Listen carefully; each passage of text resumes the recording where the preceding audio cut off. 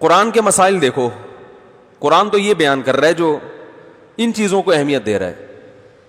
تو ایک صاحب یہاں رفع الیدین پہ جھگڑتے تھے، مجھے کسی نے بتایا یہ اپنے ماں باپ کے ساتھ اتنا برا سلوک کرتا ہے، اتنی بدتمیزی سے بات کرتا ہے، نہ یہ اپنے کسی بزرگ کا احترام کرتا ہے نہ کسی عالم کا احترام کرتا ہے. اس کو آپ اختلافی مسائل میں پوچھو تو فنٹر ہے یہ. تو یہ لوگ ہمیں قرآن و سنت کے اصل احکام سے دور کر رہے ہیں. تو کیسی پیاری تقریر حضرت عیسیٰ علیہ السلام کی کہ میرے رب نے مجھے نماز کا حکم دیا، والزکاتی، زکوٰۃ کے مراد کیا ہے؟ غریبوں پر کے ساتھ حسن سلوک، مال بھی خرچ کروں گا اللہ کی راہ میں. اسلام میں کنجوسی کا کوئی تصور نہیں ہے بھائی. جب پیسہ ہے، دیکھو غیر مسلموں میں کیا ہے، جس کا پیسہ ہے بس وہی ہے. گورنمنٹ زبردستی بیشک 50% کھینچ لے تو کھینچ لے، وہاں کی حکومتیں آدھی آدھی تنخواہیں زبردستی کاٹ لیتی ہیں. تو اسلام میں یہ نہیں ہے. اسلام میں اپنی مرضی سے کیا کر رہے ہو اس پہ ثواب ملے گا. وفی اموالہم حق للسائل والمحروم، اللہ فرماتے ہیں ان کے مال میں حق ہے، مانگنے والوں کا بھی جو مستحق ہیں اور محروم لوگوں کا بھی. تو پہلے ماں باپ پہ خرچ کرنا ہے، بیوی بچوں پہ خرچ کرنا ہے، رشتہ داروں پہ خرچ کرنا ہے، پڑوسیوں پہ خرچ کرنا ہے، ملک اور قوم کے مسکینوں پہ خرچ کرنا ہے، عالم اسلام کے ضرورت مندوں پہ خرچ کرنا ہے. پھر جہاں بھی ضرورت ہو، چاہے وہ غیر مسلم ہی کیوں نہ ہو، ان پہ خرچ کرنا ہے. اس کو نبی صلی اللہ علیہ وسلم نے اور قرآن نے ہائی لائٹ کیا ہے. خرچ کر نہیں رہے ہیں، کنجوسی، نماز میں خشوع و خضوع، رفع الیدین کرنا ہے یا نہیں کرنا، اس پہ فنٹر ہوگا کہ نماز جب پڑھے گا کبھی زندگی میں ایک آنسو اس کی آنکھ سے نہیں ٹپکا، کبھی اس کو سجدے میں خشوع نصیب نہیں ہوا.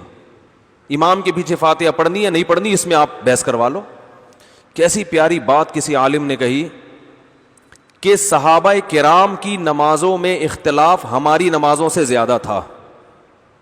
صحابہ میں کچھ یہاں ہاتھ باندھتے، کچھ یہاں ہاتھ باندھتے، کچھ رفع الیدین کرتے، کچھ رفع الیدین نہیں کرتے، کچھ جب رکوع کرتے تو گھٹنوں کو پکڑتے، اور عبداللہ بن مسعود جب رکوع کرتے تو گھٹنوں کے درمیان ایسے ہاتھ رکھتے تھے، گھٹنے پکڑتے نہیں تھے. یہ بھی ایک اختلافی مسئلہ ہے. تو ان کے رکوع میں بھی فرق. ہمارے تو سب کے رکوع ایک جیسے ہیں، اہل حدیث کے دیوبندی بریلوی سارے رکوع ایک جیسے کرتے ہیں. رکوع سے اٹھتے ہوئے اختلاف آتا ہے کہ یہ کرنا ہے کہ نہیں کرنا، جبکہ صحابہ کے تو رکوع میں کیا تھا؟ اختلاف. حضرت معاویہ کے بارے میں عبداللہ بن عباس کو کسی نے بتایا کہ 1 رکعت وتر پڑھتے ہیں. عبداللہ بن عباس کو گویا وہ شکایت کر رہے تھے کہ 1 پڑھتے ہیں. انہوں نے فرمایا دعھا فإنہ صاحب رسول اللہ، چھوڑ دو ان کو اپنے حال پہ. کیا مطلب؟ اگرچہ یہ میری رائے سے مختلف ہیں لیکن نبی کی صحبت اٹھائیے تو کرنے دو. ہمارے ہاں مسلسل 1 رکعت وتر، 3 رکعت وتر. جو 3 پڑھتے ہیں وہ بخاری کی حدیث کا منکر ہے بھائی. آپ ابھی میں نے ایک وتر پہ کلپ ریکارڈ کروایا، جواب دیا تو اس کے نیچے کمنٹس، دلائل سے کوئی جواب نہیں دے رہا، بس بار بار یہی کہ یہ اندھے مقلد ہیں یا یوں ہیں.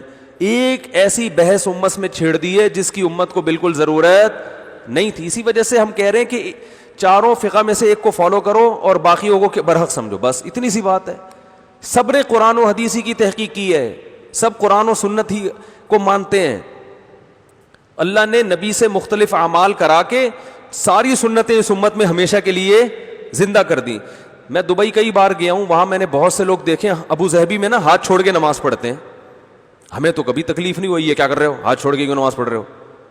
بھائی وہ مالکی امام مالک کو فالو کر رہے ہیں اور ان کی بھی مضبوط دلیل ہے. امام مالک کہتے ہیں میں نے اہل مدینہ میں سب کو ہاتھ چھوڑ کے پایا ہے، لہذا وہ کہتے ہیں جو ہاتھ باندھنے کی حدیث ہے اہل مدینہ کے عمل سے پتہ چلتا ہے کہ نبی کا آخری عمل کیا تھا؟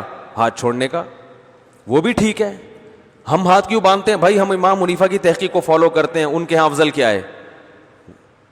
تو بجائے اس کے کہ ہم ساری زندگی دلائل میں تطبیق دے کے ایک کو ترجیح دیتے رہیں، تو ہم یہ کہتے ہیں یار یہ کام ہو چکا ہے، اب اس کو چھیڑنے کی ضرورت نہیں ہے، سب صحیح ہیں، ایک کو فالو کر لو دوسرے کو بھی صحیح سمجھو.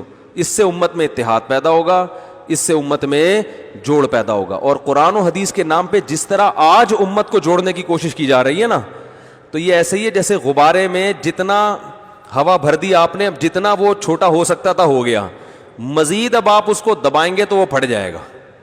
تو امت میں جو بہت سارے اختلافات تھے، چاروں اماموں نے تحقیقات کر کے ان اختلافات کو سمیٹ دیا ہے. اب سمٹ کے جتنا سمٹ سکتی تھی امت سمٹ گئی ہے. اس کو مزید ایک پلیٹ فارم پہ لانے کی کوشش کی تو یہ سمٹے گی نہیں، یہ پریس ہونے سے پھٹ جائے گی، جیسے کہ پھٹ رہی ہے.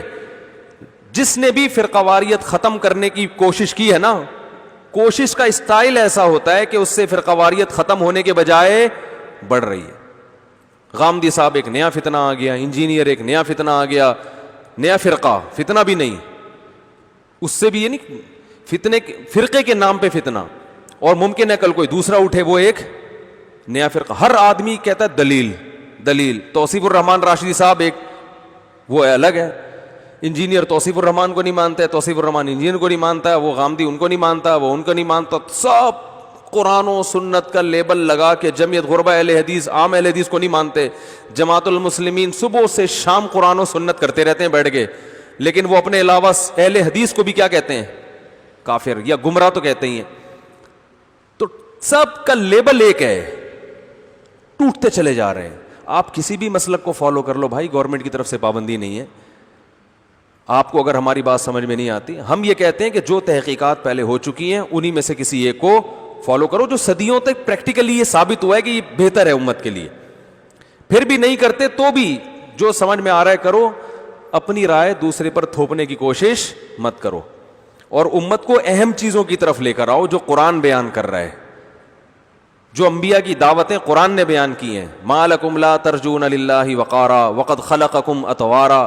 نوح علیہ السلام قوم سے کہہ رہے ہیں شرک چھوڑو, جس نے پیدا کیا ہے اس کو وہ مقام کیوں نہیں دیتے. تو آج میں بتا رہا تھا کہ آپ حدیث کی کتابیں اٹھائیں, صحابہ میں مسائل میں ہم سے زیادہ اختلاف تھا, ان کی نمازیں ہم سے زیادہ مختلف تھیں, بہت سارے اختلافات تھے, مگر آپ کو سارے صحابہ نماز میں خشوع و خضوع کرنے والے ملیں گے, سب خشوع و خضوع. بعض صحابہ تو 2 سجدوں کے درمیان بھی رفع الیدین کرتے تھے, آج تو کوئی بھی نہیں کرتا, لیکن بعض انس ابن مالک سے ثابت ہے 2 سجدوں کے درمیان بھی, اور بعض ایسے ہیں جو صرف تکبیر تحریمہ کے وقت کر رہے ہیں, باقی کسی بھی ٹائم پہ نہیں کر رہے, جیسے عبداللہ بن مسعود رضی اللہ تعالیٰ عنہ.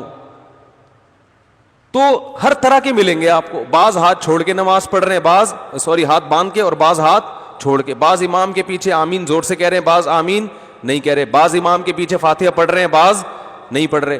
اتنے اختلافات, ایک چیز قدر مشترک تھی, سب نمازوں میں خشوع و خضوع, سب نمازوں میں روتے تھے, سب کی نمازیں لمبی. آج فنٹر ہر آدمی بنا ہوا ہے فتوے لگانے کے لیے, نماز میں خشوع ختم, سارے مسئلے جو ہے نا, سارے دکان کے حساب کتاب کہاں حل ہوتے ہیں, نماز میں کھڑے ہو کر. اور نماز محبتوں کے بجائے نفرتوں کا ذریعہ بن رہی ہے. تو اس فرقے کا ہے, تو اس فرقے کا ہے, تیری نہیں ہوتی میری ہوتی ہے, ٹانگیں اور چوڑی کر, تو تھوڑی پتلی کر, ٹھیک ہے نا. مسجد میں, ایک مسجد میں گیا, رفع الیدین کی پوری بحث لکھی ہوئی ہے, آمین کی, ادھر آمین کی بحث, ادھر رفع الیدین کی بحث, ادھر امام کے پیچھے فاتحہ کی. میں نے کہا یہ مسجد ہے کیا بھلا ہے بھائی, ہے بندہ داخل ہوتے ہی دیواریں پڑھنا شروع, پھر بندے بھی بٹھائے ہوئے ہیں. آپ نے 2-3 دفعہ مسجد میں نماز پڑھی, بندہ آ جائے گا, فاتحہ پڑھی نہیں پڑھی, اس پہ بحث شروع. کہیں بھی دنیا میں ایسا نہیں ہے. انڈونیشیا جاؤ, ملیشیا جاؤ, میں تو گیا ہوں نا, وہ فاتحہ پڑھتے ہیں, انہوں نے تو نہیں لگایا ہوا. ہم ان سے کہتے ہیں بھائی ہم فقہ حنفی کو فالو کرتے ہیں, ٹھیک ہے بھائی یہ بھی ٹھیک ہے.